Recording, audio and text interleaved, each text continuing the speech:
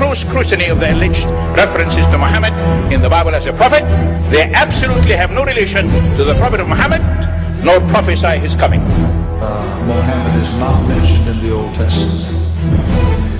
Muhammad is not mentioned anywhere from Genesis to Revelation.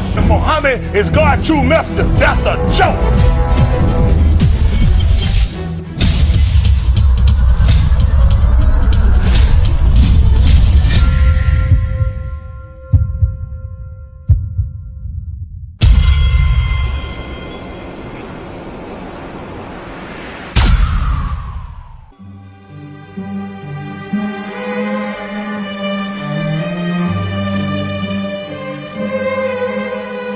Lo, we inspire thee as we inspired Noah and the prophets after him, as we inspired Abraham and Ishmael and Isaac and Jacob and the tribes, and Jesus and Job and Jonah and Aaron and Solomon, and as we imparted unto David the Psalms.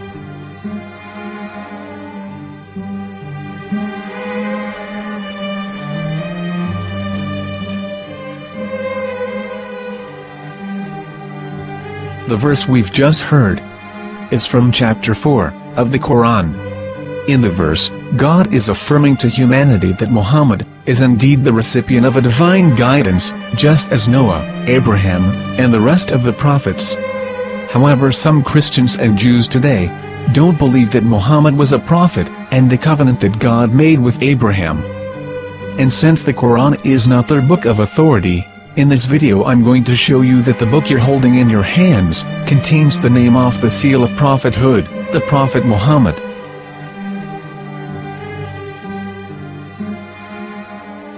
As known, the Old Testament was preserved in the Hebrew language. In the 5th chapter of the Shir HaShirim, which is one of the 5 Megillat or sacred scrolls that are part of the Hebrew Bible, or for short the Song of Solomon, as Christians know it today.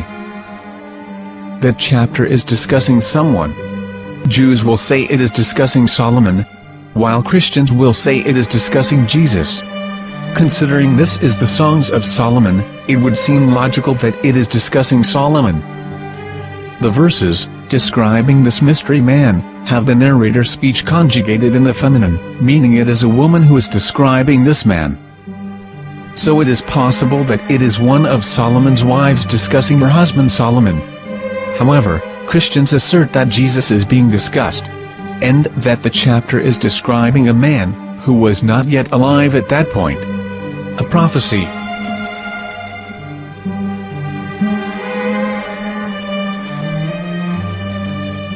In reading the English translation of Song of Songs 5:16, it finishes the description by saying, "He is altogether lovely," but what most people don't know is that the name of that man was given in the original Megillat.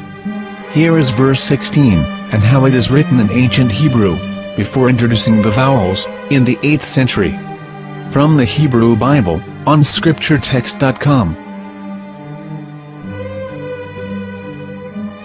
Here is the word in question.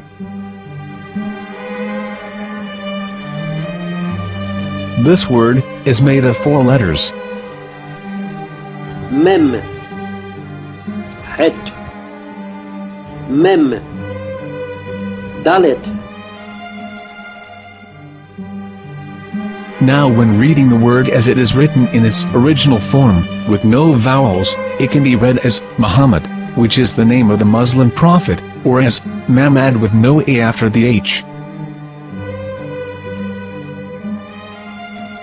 According to Ben Yehuda's Hebrew English Dictionary, it is correctly pronounced as Muhammad, not Mamad. So how we're going to know for sure if it's pronounced as Muhammad, the Muslim prophet, or as Mamad, a random Hebrew word? The only way is to give the verse to a rabbi and say to him, "Please read." Here is the Song of Songs 5:16, and how it is read by a rabbi from a Hebrew Jewish site. Please notice, the im in Hebrew is a plural of respect. Hiko mamtakim vechullo mahamadim ze dodi vezer'i benot Yerushalayim. Hiko mamtakim וכולו מחמדים, זה דודי וזרעי בנות ירושלים.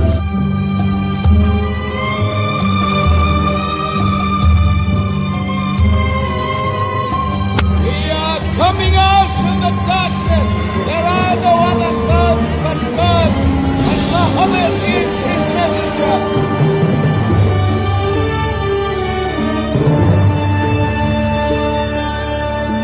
Let the world hear.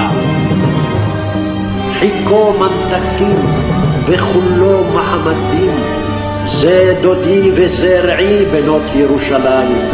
חיכו ממתקים וכולו